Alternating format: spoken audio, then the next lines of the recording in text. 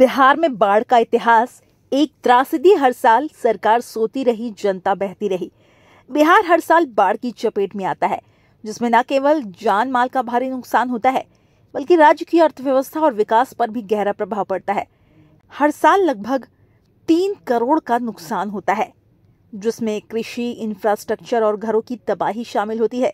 बिहार की प्रमुख नदियां जैसे गंगा, कोसी, बागमती और घाघरा हर साल मानसून के दौरान उफान पर रहती है, लेकिन सरकार की स्थायी नींद में बाढ़ हर साल बस एक वार्षिक महोत्सव जैसा हो गया है।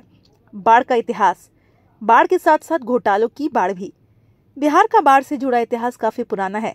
राज्य के 38 में से 28 जिले बाढ़ की चपेट में आते हैं। 1954 में सरकार ने बाढ़ नियंत्रण के लिए तटबंधों का निर्माण शुरू किया था, लेकिन ये तटबंध अक्सर खुद ही समस्या बन गए। जब तटबंध टूटते हैं तो नदियां ये कहने पर मजबूर हो जाती है, हम तो बस बह रहे थे, तटबंधों ने हमें रास्ता दिखाया। कोसी नदी के बदलते प्रवाह के कारण ये क्षेत्र हमेशा से खतरे में रहा है। 2008 में कोसी नदी की तटबंध टूटने से विनाशकारी बाढ़ आई थी, जिससे लाखों लोग प्रभावित हुए थे। तटबंधों का निर्माण बाढ़ को रोकने के लिए किया गया था, लेकिन अब ये खुद बाढ़ का कारण बन गए हैं।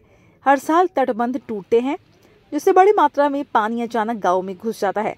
1954 में बिहार में केवल 160 किलोमीटर तटबंध थे और अब 3790 किलोमीटर से अधिक है।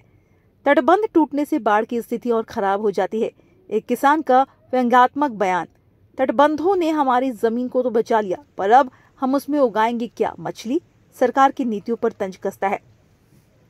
बिहार में हर साल बाढ़ से औसतन 35 से 40 अरब का नुकसान होता है, परंतु इस नुकसान से ज्यादा चर्चा राहत राशि और घोटालों की होती है। जैसे ही बाढ़ आती है, कुछ अधिकारियों के चेहरे पर चमक आ जाती है, जैसे उन्हें बोनस मिल गया हो। जनता का व्यंग। सरकार बाढ़ रोकने में नाकाम रही, परंतु राहत में सफल हो गई अपने लिए। 2019 में राज्य सरकार ने बाढ़ से होने वाले नुकसान का आंकड़ा 3 करोड़ आंका था। यही नहीं, बिहार सरकार बाढ़ राहत के लिए बड़े पैमाने पर बजट आवंटित करती है, परंतु इस बजट का प्रभावी उपयोग हमेशा संदेह के घेरे में रहता है। जैसे 2021 में बिहार ने बाढ़ और अन्य प्राकृतिक आपदाओं से निपटने के लिए 87 अरब का बजट तय किया था, जिसमें से एक बड़ी राशि कोविड-19 टीकाकरण और अन्य आपातकालीन सेवाओं के लिए भी डाइवर्ट की। बाढ़ राहत के नाम पर सरकारें भारी बजट आवंटित करती है, परंतु जमीनी स्तर पर राहत सही लोगों तक नहीं पहुंच पाती। जनता का तंज, हम बाढ़ में बह जाएं पर नेताजी की कुर्सी बची रहे, जनता के गुस्से को साफ दर्शाता है। राहत सामग्री का वितरण अक्सर भ्रष्टाचार की भेंट चढ़ जाता है और पीड़ितों तक पहुंचने से पहले ही लुप्त हो जाता है। बाढ़ पीड़ितों की हालत देखकर सरकार की योजनाएं इस सवाल को जन्म देती है, राहत का बजट कहाँ गया। बिहार में बाढ़ राहत कार्यक्रमों में कई घोटालों की खबरें आती रहती है। बाढ़ राहत के नाम पर सरकारें भारी बजट आवंटित करती है, परंतु जमीनी स्तर पर राहत सही लोगों तक पहुंच नहीं पाती। उदाहरण के लिए 2020 में सरकार ने प्रत्येक बाढ़ पीड़ित परिवार को 6000 की राहत राशि देने का वादा किया था, परंतु कई परिवारों को समय पर यह सहायता नहीं मिल पाई। 2017 में राज्य सरकार ने राहत शिविरों की जगह कम्युनिटी किचन की अवधारणा अपनाई थी, ताकि राहत वितरण में कम खर्च हो सके, परंतु इस योजना के तहत भी कई बार राहत सामग्री बाढ़ पीड़ितों तक नहीं पहुंच पाती। बाढ़ न केवल जनजीवन को अस्त व्यस्त करती है, बल्कि इसका गहरा असर कृषि पर पड़ता है।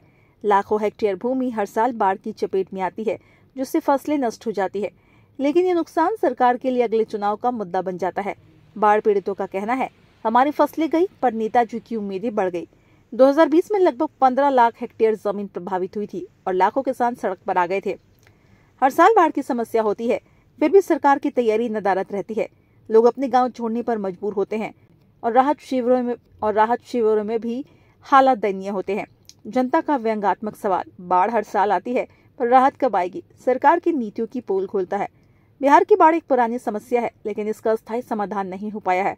तटबंधों का निर्माण और राहत योजनाएं भ्रष्टाचार और कुप्रबंधन की शिकार है। जनता हर साल बाढ़ का सामना करती है, लेकिन सरकार से सवाल पूछने की बजाय मजबूर होकर खुद ही समाधान ढूंढने लगती है। वीडियो पसंद आए तो लाइक, शेयर और चैनल पर पहली बार आए हैं तो हमारे चैनल को सब्सक्राइब करें, बेल आइकन क्लिक करें और हमारे पेज फॉलो करें।